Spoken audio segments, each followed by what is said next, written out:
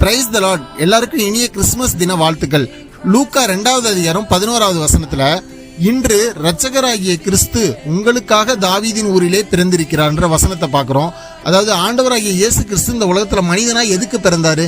மனிதன் எப்படி வாழணும்னு தெரியாமலே வாழ்ந்துட்டு இருக்கான். நாம எப்படி வாழணும்னு தெரியாம எத்தனையோ பாவங்களுக்கு அடிமையாகி தப்புகள் நிறைய பண்ணிக்கிட்டு இருக்கோம். ஸோ நம்ம மனிதன் எப்படி வாழணுன்றதை காட்டுறதுக்காக தான் கடவுளே மனிதனாய் எடுத்த அவதாரம் தான் ஜீசஸ் கிறிஸ்து.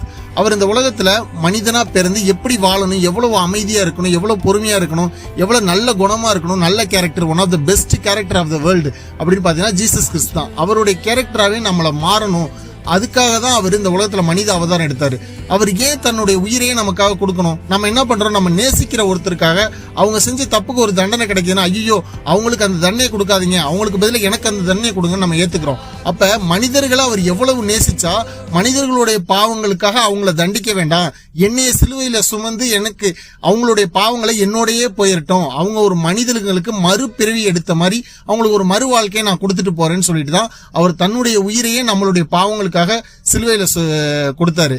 சோ நம்ம என்ன பண்ணணும்? நமக்காக உயிர் கொடுத்த அந்த ஆண்டவருக்கு இன்னைக்கு பிறந்த தினம். அவருடைய இந்த பிறந்த தினத்துல நம்ம எல்லோருமே குடும்பமா அவரை நேசிச்சு, அவருக்கு வாழ்த்து தெரிவிச்சு, அவரை மகிமைப்படுத்தி, அவருக்காக நன்றி தெரிவிச்சு, அவரை போற்றி பாடணும். குடும்பத்தோட சந்தோஷமா இந்த கிறிஸ்துமஸ் தினத்தை கொண்டாடணும். ஆண்டவர் எல்லாரையும் உங்களையும் உங்க குடும்பத்தையும் ஆசீர்வதிப்பாராக. ஆமேன்.